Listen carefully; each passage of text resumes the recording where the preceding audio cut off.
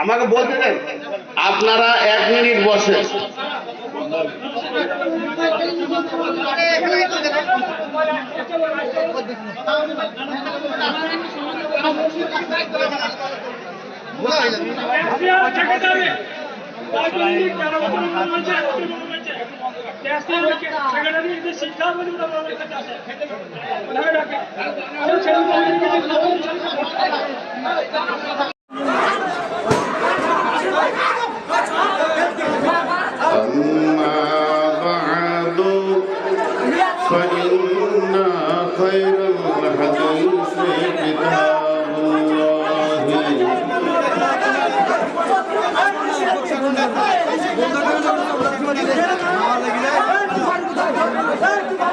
আপনারা কেউ উঠিয়েন না, একটা এরকম হতেই পারে, এই জন্য আপনারা কেউ উঠিয়েন না।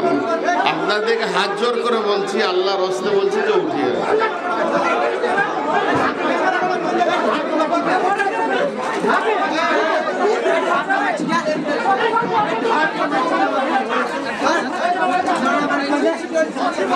الحمد لله نحمده ونستعينه ونستغفره ونؤمن به ونتوكل عليه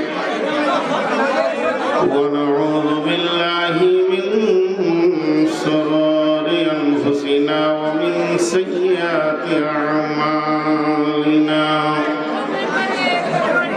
من يهده الله فلا مضل له ومن يضلله فلا هادي له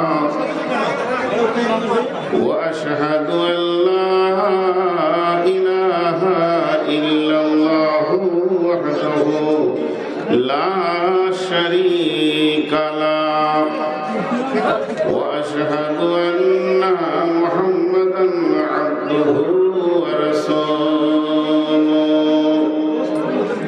الذي أرسله بالحق بشيرا ونذيرا وداعيا إلى الله بإذنه وسراجا منيرا أما بعد فإن خير الحديث كتاب الله وخير الهدي هدي محمد صلى الله عليه وسلم وشر الأمور محدثاتها وكل محدثة بدعة وكل بدعة ضلالة وكل ضلالة في النار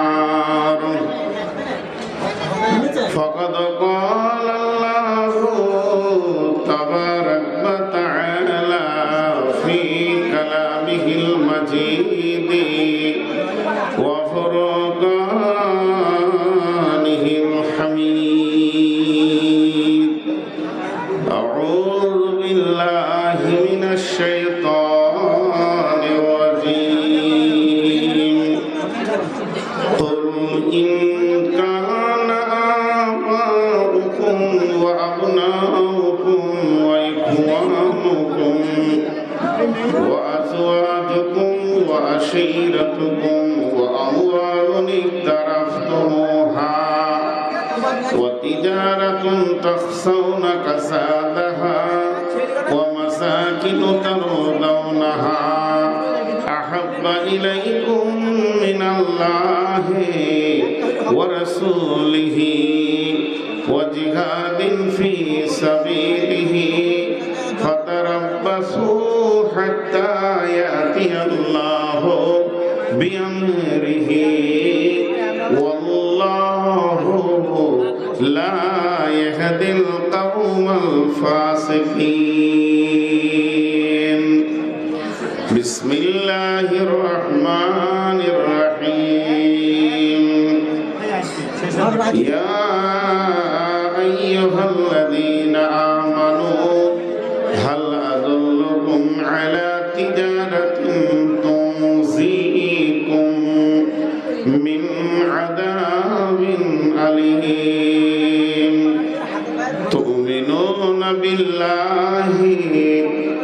ورسوله وتجاهدون في سبيل الله بأموالكم وأنفسكم ذلكم خير لكم إن كنتم تعلمون.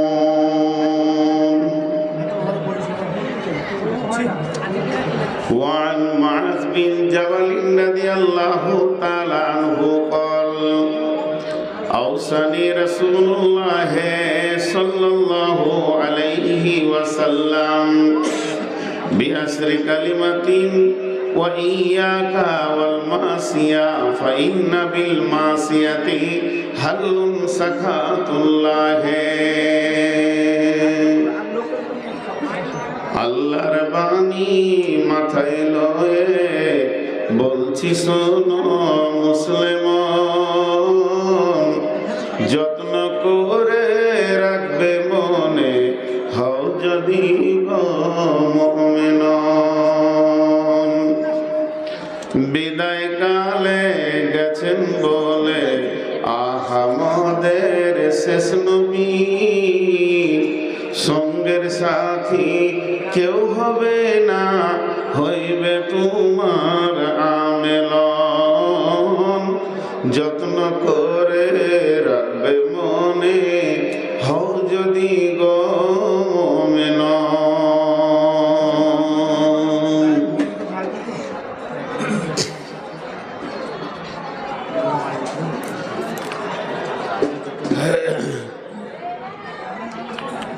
শ্রদ্ধেয় সুযোগ্য আজকের সবার সভাপতি,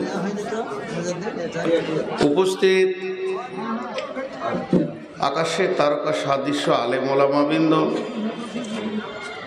সামনে আমার দিনদার ইমানদার মমিন ভাই সকল, পর্দা থেকে সুন্নেওয়ালি মোমেনা মা ও বোনেরা, প্রশংসা গণগান স্তব স্তুতি ভালোবাসা তকদির হায়াত মত রুজি জান্নাত জাহান্নাম পুলসেরাত আখেরাত সুখ শান্তি সব কিছুর মালিক আল্লাহ, যে মহান মুনিব আজকে আমাদেরকে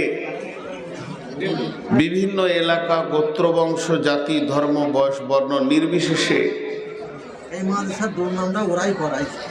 নদিয়া জেলার এক ঐতিহ্যবাহী মাদ্রাসা খোদপলাশির বাৎসরিক প্রোগ্রাম 2024-এর ফেব্রুয়ারির 19 তারিখ আজকের সোমবার দিবাগত রাত্রিতে আমাদেরকে এনে আল্লাহ সেই জামিয়ার কেন্দ্রে জামিয়ার ময়দানে ফেলেছেন। এর জন্য শুকরিয়া করি আলহামদুলিল্লাহ। দরুদ ও সালাম বর্ষিত হোক আখিরি পয়গম্বর নবী মুহাম্মদুর রাসূলুল্লাহ সাল্লাল্লাহু আলাইহি সাল্লামের উপর। আল্লাহুম্মা আমিন, আল্লাহুম্মা সাল্লি আলাইহি, আল্লাহুম্মা বারিক আলাইহি। আমি আমার বক্তব্যকে শুরু করার আগে 2-3টি ছোট ছোট কথা বলে নিই, একদম 1 মিনিটও লাগবে না। মা বোনেরা যেখানে যে অবস্থায় আছেন কান খুলে রাখেন। প্রজেক্টের মাধ্যম দিয়ে দেখানো হচ্ছে, ধ্যানের সঙ্গে শুনবেন। পুরুষেরা যেমন বসে আছেন আলহামদুলিল্লাহ যথেষ্ট, এর থেকে আর কিছু বলার নাই। গরম এসে গেছে, আর চাপাচাপি করার দরকার নাই। তবে যারা সামনে জায়গা ফাঁকা রেখে বিক্ষিপ্তভাবে আছেন, আপনারা যদি আগিয়ে যান সেটাই হবে সুন্নত। এবং সেটা যদি আপনাকে ভালো লাগে যে আমি কোরআনের ওপর একটা আমল করব, তো আগিয়ে আসবেন। যারা দাঁড়িয়ে আছেন তাদেরকে যে ভাষা বললে আপনি বসবেন আমি ওইটা বলতে রাজি আছি। ভাই বলবো, বন্ধু বলবো, হাতে ধরবো, আল্লাহর গোলাম রসুলের উম্মত, আপনারা বসে যান যারা দাঁড়িয়ে আছেন। ক্যামেরাম্যান তুমি চেয়ার ছেড়ে নিচে বসো, চলো। তো আমার তুমি চেয়ার ছেড়ে নিচে বসো, চেয়ার দুটো ওখান থেকে সরান। ক্যামেরা দেখতে দেখতে চোখ দুটো চলে গেল, দাড়িগুলো পেকে গেল। চেয়ারে না বসলে ক্যামেরা ভালো চলে। এইদিকে চেয়ার সরাও। তুমি মুরব্বির সামনে বসে আছো, তুমি খেয়াল করনি যে তোমার পেছনে তোমার বাপের বয়সের লোকটা বসে আছে।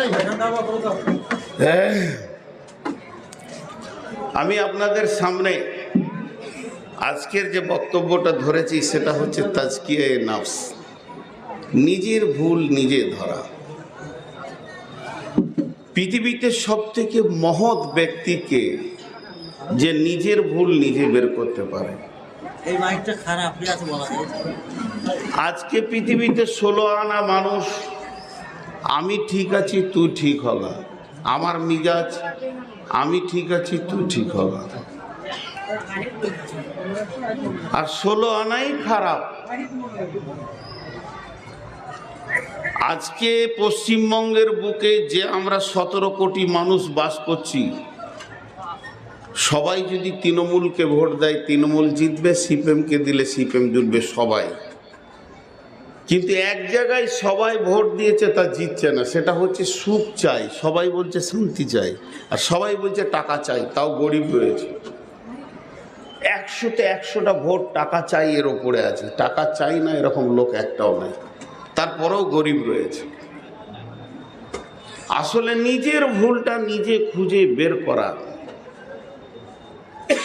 এই দুটি চোখে আল্লাহ তাবারাক ওয়া তাআলা 25,000 করে 50,000 লেন্স দিয়ে আমাদেরকে দেখাচ্ছেন। আর এই রকম কর্ড এক একটা চোখে 25,000 আছে। একটা কর্ড যদি কেটে যায় তো আপনি দুনিয়াটাকে উল্টো দেখবেন, একটা কর্ড কেটে গেলে। 50,000 কর্ডের মধ্যে একটা কেটে গেলে পৃথিবীটা উল্টো দেখবেন। সেই কর্ডটা আজকে আমি 53 বছর ব্যবহার করছি লোকের জন্য, ই খারাপ, ও খারাপ, ও চোর, ও লম্পট, ও দাগাবাজ, ও বেঈমান। আর নিজের দিকে 3টে আঙ্গুল আছে, একবার নিজেকে ওই চোখে দেখিনি।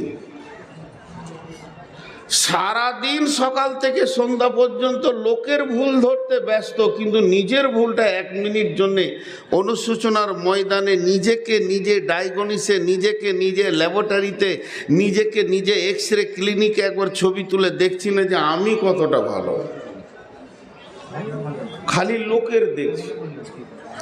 একজন বড় দার্শনিক বলছে তোমার কাছে 5টা আঙ্গুল আছে, একটা আঙ্গুল লোকের দিকে দাও, 3টে আঙ্গুল তোমার দিকে আসবে। ও যদি 4 আনা বদ, তুমি নিজে 12 আনা বদ। লোকের ভুল দেখাটাও হচ্ছে সব থেকে বড় বদমাইশি। আর ই সাক্ষী আছে, আবার ই বলছে ওপর দিকে তুলে চলো যে আল্লাহ আছে, তোরটা আল্লাহ দেখছে। আজকে আমরা নিজেদের ভুল খুঁজেই পেছি না। জি ভাই, আমি আপনাদের সামনে আজকে নাফসের উপরে কিছু কথা বলবো। একটু আগে এখানে হইচই হলো, আজকে কটা ছেলের মাথায় পাগড়ি দেওয়া হলো? কটা ভাই? 3টে ছেলে পাগড়ি আর 5টা মেয়ে। তো একটু আগে এখানে হইচই হচ্ছিল, আপনারা ভাবছেন খারাপ কিছু, কিছুই নেই। একটা সুন্দর প্রোগ্রাম একটা মাদ্রাসায় চলবে, এটা শয়তান কোনোদিন মেনে নিতে পারবে না। শয়তান তো প্রতি মুহূর্তে চাইছে যে এটাকে ভাঙবো। ওখানে শয়তান এসছিল, আজাজিল এসছিল, পারলো না, ঝাঁটা খেয়ে ঘুরে চলে গেল। এটা হয়েই থাকে। আজকে আমরা দেখছি, দেশ বিদেশ ঘুরে দেখছি, এরকম হয়েই থাকে। একটু আলোকপাতে যায়। আল্লাহ তাবারাক ওয়া তাআলা কি বলছেন কালাম পাকের ভিতরে, এবং রাসূলুল্লাহ সাল্লাল্লাহু আলাইহি ওয়াসাল্লাম কি বলছেন হাদিসে মুবারাকের ভিতরে, আজকে আমরা কিছুই খুঁজে পাচ্ছি না। বিসমিল্লাহির রহমানির রহিম।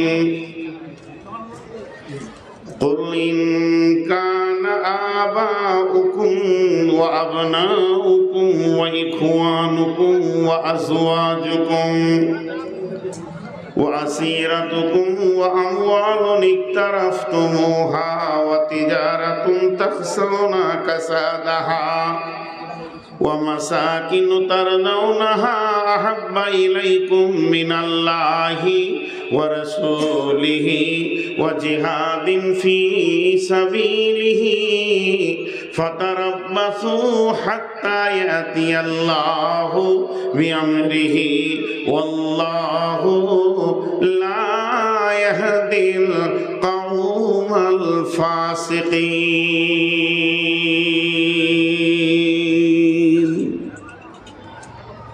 আপনাদের সামনে একটা বডির কথা বলছি, দায়াতের তর্জমায় চলে যাব। আল্লাহকে সাক্ষী রেখে আল্লাহর হস্তে বলছি, একটু মনোযোগ দেন। এখানে আমি কটা দর্শন কথা বলবো। সারা পৃথিবীতে ইসলাম নামে একটা বডি আছে। ভারতবর্ষে আছে, বাংলাদেশে আছে, মায়ানমারে আছে, পাকিস্তানে আছে, ফিলিস্তিনে আছে, ইসরায়েলেও আছে, সৌদিতে আছে, সুদানে আছে। পৃথিবীতে একটা বডি আছে যার নাম হলো ইসলাম। আর ইসলাম মানে শান্তি। ইসলাম মানে শান্তি। তোর চুলটি দেখতে মন দিয়েছে রে আমার। ওটা মানুষের চুল না ভেড়ার চুল? গেল চুলটা কেটেছে দেখছেন? তোর ও ওরা বসবে না। আপনারা একটু মনোযোগ দেন, 10টা মিনিট মনোযোগ দেন। তারপরে আপনারা বলবেন আমরা বাড়ি যাব, আমিও বলবো আমি চলে যাব। ইসলাম নামে বডিটা সুস্থ না অসুস্থ?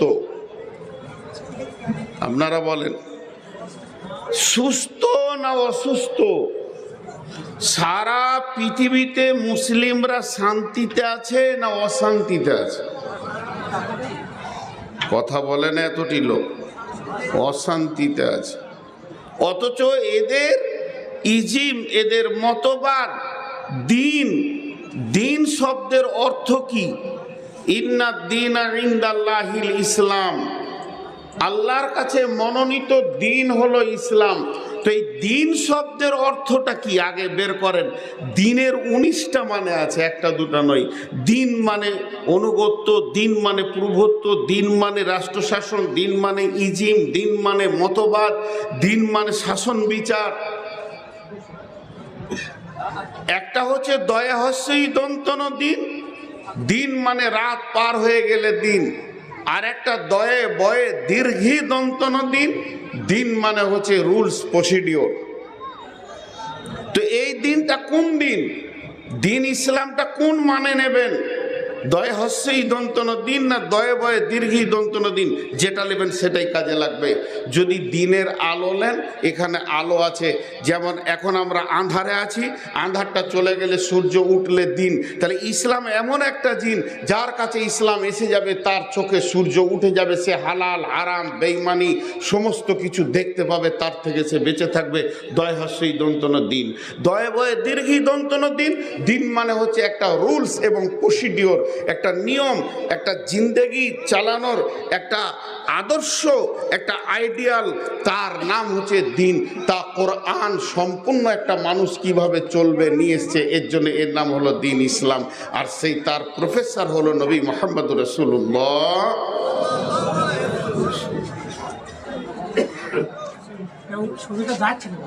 ছবি না গেলে তো গেলে, আমি তো বিয়ে করতে আসিনি, শুনতে পেলেই হবে।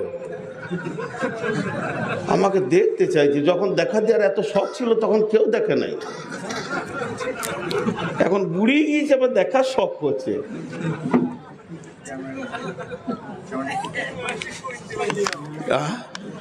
ওই জন্যই আমাকে বলে আর খুব কথা তেতো আর কি। এই ক্যামেরাম্যান ভাই, আপনি আপনার ডিউটিটা ভালোভাবে করেন।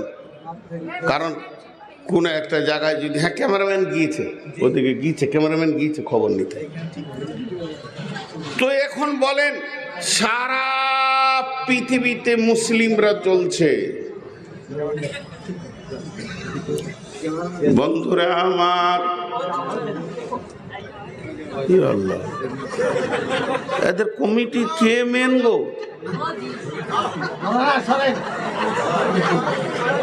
আবার কেউ আসবে নাকি এরপর?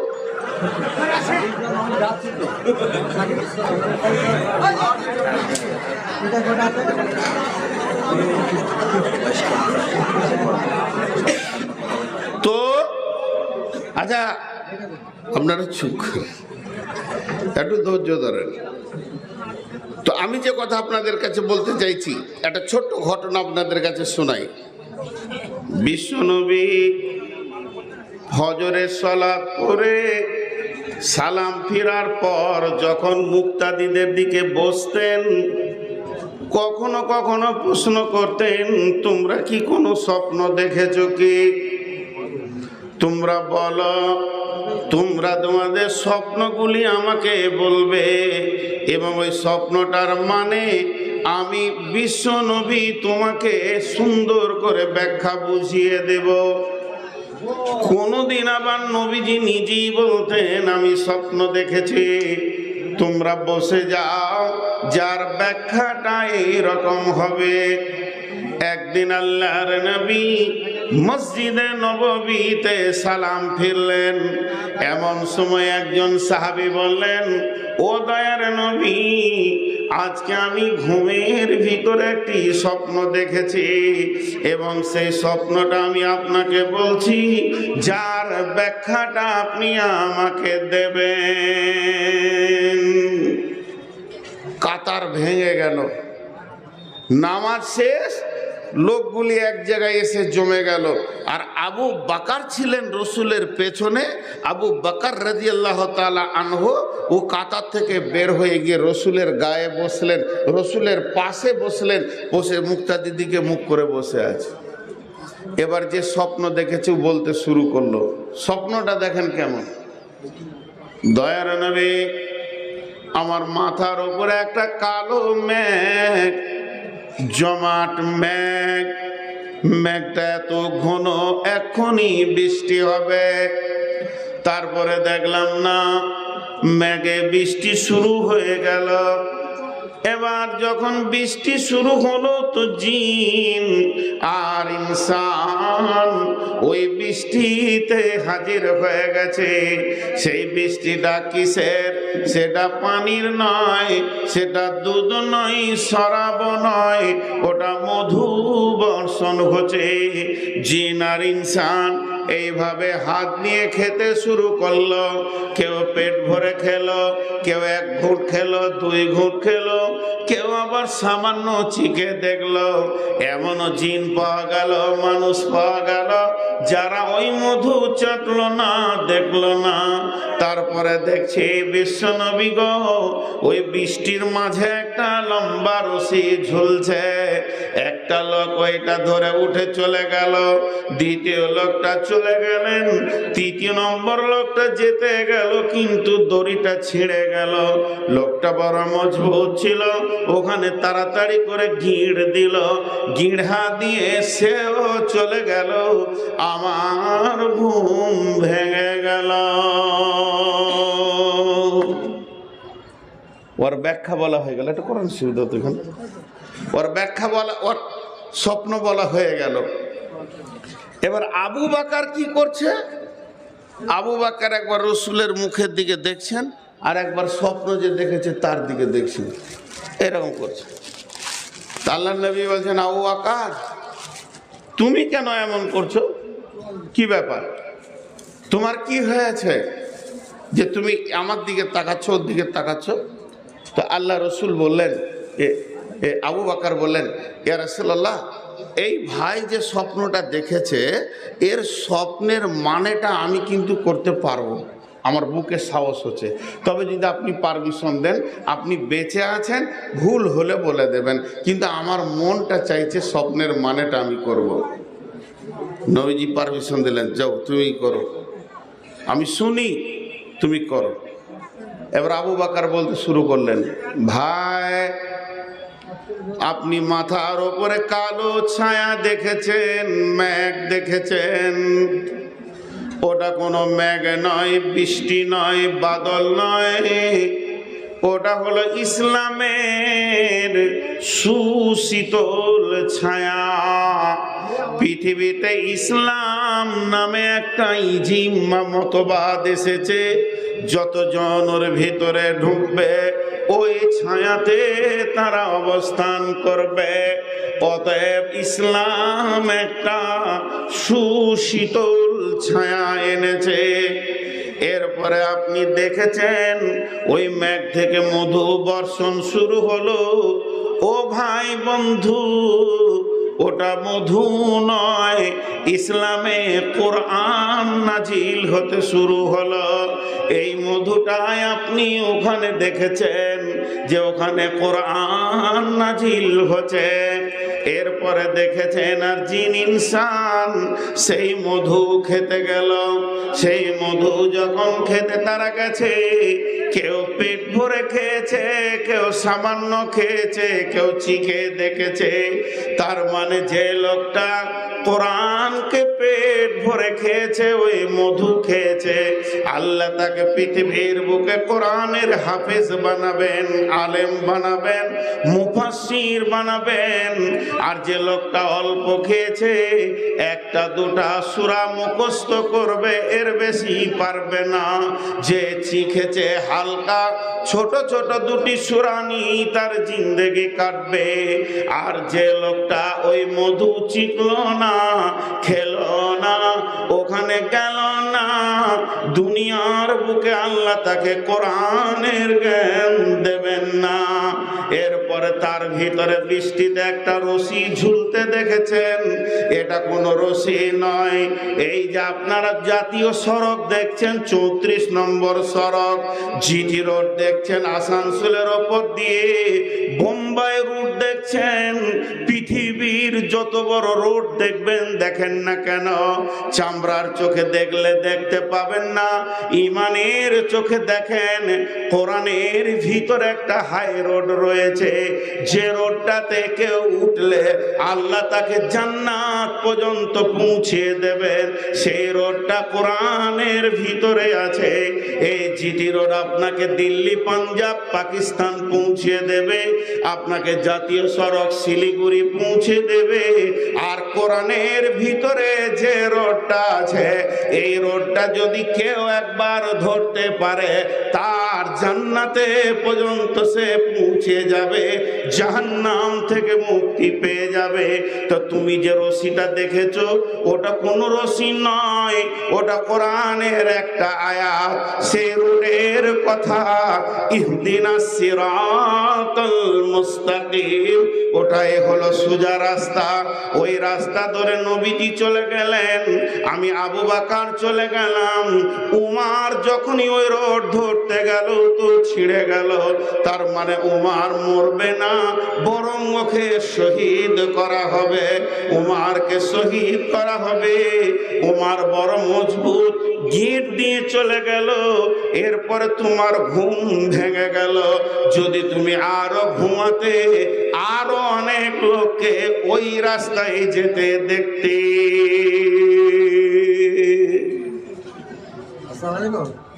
ঘটনাটা আমার শোনানোর উদ্দেশ্য একটু জায়গা। ইসলাম হলো সুশীতল ঠান্ডা ছায়ার নাম। আজকে যদি খোদ বলা শীতে একটা ঠান্ডা ছায়া থাকে, আর এলাকাটা যদি বৈশাখ, কাল বৈশাখের মাটি ফাটানো রোদে যদি চরচর করে ফাটে, তো লোক আস্তে আস্তে এসে ওই বরগাছের ছায়াতে বসবে। তো বিশ্বনবী এমন ছায়া দিয়ে গেলেন, বেঈমান, নাস্তিক, লম্পট, চোর, মাতাল, জুয়ারি সব এসে ইসলামের ছায়াতে জান ঠান্ডা করেছেন। এর নাম ইসলাম। যে মানুষকে তার ভিতর হু হু হু করে জ্বলছে, এমন একটা জায়গায় এসে সে বসবে, জান ঠান্ডা হয়ে যাবে, তার নাম ইসলাম। সাহাবীরা কত কষ্টে দুঃখে ভুগেছে, ইসলাম তাদেরকে শান্তির সুশীতল ছায়া দিয়েছে। এর নাম হলো ইসলাম। আর একটা ঘটনা আপনাদেরকে শোনাই, তারপর আপনাদের সঙ্গে আমার প্রশ্ন থাকবে। বিশ্বনবী বলছেন, ইসলাম একটা প্রাসাদের নাম। বিশ্বনবী গোডাউন বলেননি, বিশ্বনবী স্কুল কলেজ রুম বলেননি, বিশ্বনবী অফিস বলেননি, বিশ্বনবী আর কিছু বলেননি। ইসলামকে একটা প্রাসাদ নাম দিয়েছেন, মানে বিখ্যাত রাজবাড়ি, যার ভিতরে সমস্ত মাল থাকবে, খাট থাকবে, ড্রেসিং টেবিল থাকবে, আলমারি থাকবে, অ্যাটাচ বাথরুম থাকবে, কোন রকম একটা মানুষের অভাব হবে না। ইসলাম নাম, একটা প্রাসাদের নাম। ওই প্রাসাদের প্রথম ইট হলো হযরতে আদম আলাইহিস সালাম, এবং সেই প্রাসাদের শেষ ইট আমি নবী মুহাম্মদুর রাসূলুল্লাহ সাল্লাল্লাহু আলাইহি ওয়াসাল্লাম। অতএব এই প্রাসাদটা অতি সুন্দর করে বানানো হয়েছে।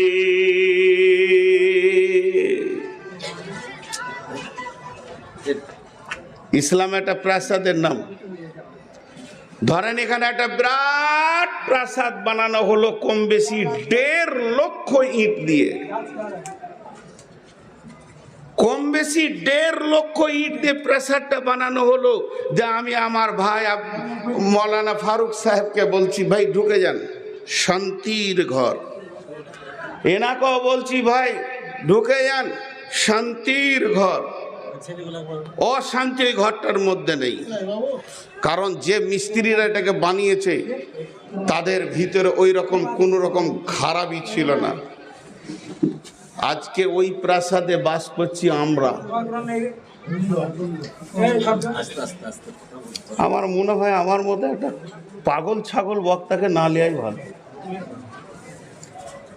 প্রচুর ডিস্টার্ব হচ্ছে, আমি লাইনচ্যুত হয়ে যাব, কারণ আমি আলিম নয়। একটা কথা এর আগেও বলেছি, আপনারা যেগুলো নিচে বসে আছেন আমার ওস্তাদ, আল্লাহর কসম আমাকে যে আলিম বলবে জানতে হবে যে ও এখনো ভ্রান্ত ধারণায় আছে। আমার নামের পাশে আবার শায়েখ লেখে। শায়েখ যে কতটা পড়াশোনা করলে হয় এ বাঙালিরা বুঝে না। সূরা ফাতিহাটা বিসমিল্লাহটা ঠিক করে পড়তে পারবো না, শায়েখ তো ইনি। আল্লাহর কসম দিয়ে বলেছি, এবার বিশ্বাস করেন যে আমার মতো আলেম হওয়ার কোনো যোগ্যতা নেই। এই মুখস্থ বিদ্যা ঝাড়ছি, আর যদি সাইড এরকম কথা বলে তো একটা ভুলে গেল তো সব হয়ে গেল। তো সেই প্রাসাদে বাস করছি আমরা। কয়েকটা কথাকে ছিটাচ্ছি, আমি গুটাবো একসঙ্গে। আজকে সেই প্রাসাদে আগুন লেগেছে,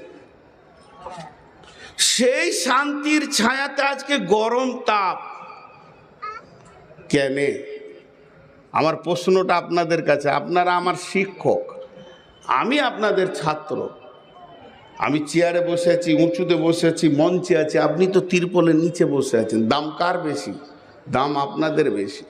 যে দাঁড়ির পাল্লাতে মাল থাকে ওটা নামতে থাকে, যায় মাল থাকে না ও ওপর দিকে থাকে। আমার কিছু নাই বলি ওপর দিকে আছে। ওপরে থাকাটা যদি সম্মানের কাজ হতো তো বাঁদর আমার থেকে আরো ওপরে থাকে। তা আমি সেই বাঁদরের একটা দলের একটা বাঁদর। তা আপনারা আমার ওস্তাদ, আমি 3খানা প্রশ্ন করব। ইসলাম শান্তির ছায়া এনেছে, সেই ছায়া আজকে উত্তপ্ত কেন? আর ইসলাম শান্তির প্রাসাদ দিয়েছে, সেই প্রাসাদের চারিদিকে দাও দাও করে খাটে আগুন, ড্রেসিং টেবিলে আগুন, আলমারিতে আগুন কেন? দুটো হলো। জি ভাই, প্রথমেই বলেছি আত্মসমালোচনা করব। নিজের ভুল আমরা নিজে খুঁজে বের করি, নিজে বের করি। আল্লাহ তাবারাক ওয়া তাআলা এত সুন্দর দিন দিলেন, ইন্নাদ দীনা ইনদাল্লাহিল ইসলাম। কোরআনে যেটা শেষ আয়াত নাজিল হলো, যে আয়াতে পড়ার আয়াত আসেনি, সে আয়াতটা হলো বিসমিল্লাহির রহমানির রহিম। আলিয়াওমা আকমালতু লাকুম দীনাকুম ওয়া আতমামতু আলাইকুম নি'মাতি ওয়া রাদিতু লাকুমুল ইসলাম দীনা। আল্লাহ বলছেন, আজকে তোমাদের জন্য দিনকে পরিপূর্ণ করে দিলাম এবং তোমাদের এই দিনের ওপরে আমি রাজি রইলাম, এবং এই দিন আজ মুকাম্মাল হয়ে গেল। তোমাদের নিয়ামত পরিপূর্ণ করে দিলাম। এত বড় নিয়ামত তোমাদেরকে দিয়ে এটাকে কমপ্লিট করে দিলাম। এই আয়াতটার ব্যাপারে বলা হয়, বড় বড় মুফাসসিরিনরা বলেন কিয়ামতের আলামতের ভিতরেও এই আয়াতটা হলো একটি আলামত। এই আয়াতের ব্যাখ্যা, যেদিন হযরত উমরকে জিজ্ঞেস করা হয়, হে উমর তুমি বলো এই আয়াতের ব্যাখ্যা কি? হযরত ওমর বলেছিলেন এই আয়াত বলতে চাইছে কিয়ামত কাছিয়ে গেছে। কেউ বলেছে ইসলাম কমপ্লিট হয়েছে, মানে ইসলামের এবার বিশ্ব নবীর বিদায়ের কথা বলা হচ্ছে। এই আয়াত বলে দিয়েছে নবীজি আর পৃথিবীতে থাকবেন না। আবু বকর কান্না করেছিলেন, তার মানে নবীজিকে তো পাঠানো হয়েছে দ্বীনকে শিক্ষা দেওয়ার জন্যে। আজকে যদি দ্বীন কমপ্লিট হয়ে যায় তো বুঝে নিতে হবে আর নবী বিশ্বে থাকবে না। কেউ কেঁদেছিলেন, কেউ বলেছিলেন এটা কিয়ামতের সংবাদ এনেছে আয়াতটা। আমাদের দুজনের সম্পর্ক আপনারা জানেন, আমি নানা উনি নাতি। ধরেন আমি মুরব্বী বয়সে, কিন্তু জ্ঞান গরিমা কিছু নেই। আমার নাতিকে আপনারা খোদ পলাশি মাদ্রাসায় হেড মৌলানা হিসেবে নিয়োগ নিতে চাইছেন, আর আমি তখন আপনাদের কাছে 20 টাকার স্ট্যাম্প পেপারে লিখিত নিচ্ছি, নিয়ে যান। যেদিন বুখারি শেষ হয়ে যাবে মাদ্রাসায় সেদিন ওনার চাকরি শেষ, উনি নিজের দেশে ফিরে আসবে। আপনাকে শুধু 1 বছরের দিলাম কমিটিকে। উনি এসে বিসমিল্লাহ বলে শুরু করছে। যেদিন উনি শুরু করলেন কালেমা তানে হাবিবা তানে, কালেমা বুখারি শেষ হাদিস পড়তে শুরু করলেন, সেদিন মাদ্রাসাওয়ালাকে বুঝে নিতে হবে মৌলানা ফারুক সাহেবের আজকে শেষ দিন, চলে যাবে। যে কাজের জন্য পাঠানো হয়েছিল তা কমপ্লিট হয়ে গেছে। তো একটা উদাহরণ দিব এখানে। উদাহরণটা কেমন? গ্রিল, এই যে লোহার গ্রিল ওই যে লাগানো আছে, যখন গ্রিলটা শুরু হয়েছিল প্রতি মুহূর্তে ওর ওজন বাড়ছিল। কথাটা বোঝাতে পেরেছি? একটা অ্যাঙ্গেল দিয়ে শুরু করেছে, আরেকটা লাগালো, আরেকটা লাগাচ্ছে, একটা ফুল দিচ্ছে, আবার তার মানে কি প্রতি মুহূর্তে ও কি হতে চলেছে? বাড়তে চলেছে ওজন। যেদিন শেষ শেষ ঝালটা মেরে দেবে আপনার হাতে দিচ্ছে মিস্ত্রি, সেদিন থেকে ওজন বাড়বে না কমবে? লোহার একটা এমন গুণ, সেদিন থেকে ওজন কমবে। এবার জং ধরবে, সেই রূপ থাকবে না, কোনোটা ছেড়ে পড়বে, অ্যাঙ্গেল ছেড়ে পড়বে, ফুল ছেড়ে পড়বে, আস্তে আস্তে আস্তে আস্তে ঝাঁঝরা হয়ে যাবে। তো হযরত ওমর বলেছিলেন নবীজি যতদিন বেঁচে ছিলেন নতুন নতুন আয়াত নিয়ম কানুন ইসলামের শুরু হতে চলেছিল।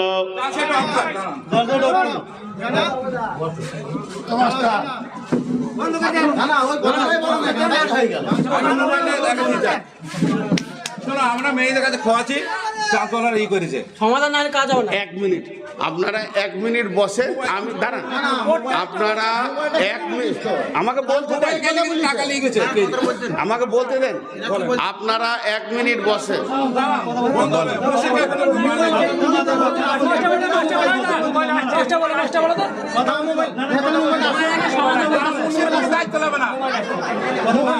ক্যাশিয়ার সেক্রেটারি দায়িত্ব নিয়ে গেল বছর মনে হয়েছে, এবছর মনে হয়েছে একটু বন্ধ রাখে। ক্যাশিয়ার সেক্রেটারি এদের শিক্ষা বলে ওরা মারামারি করতে আসে। কোথাকে ডাকেন? যে ছেলেগুলো মেরে গেছে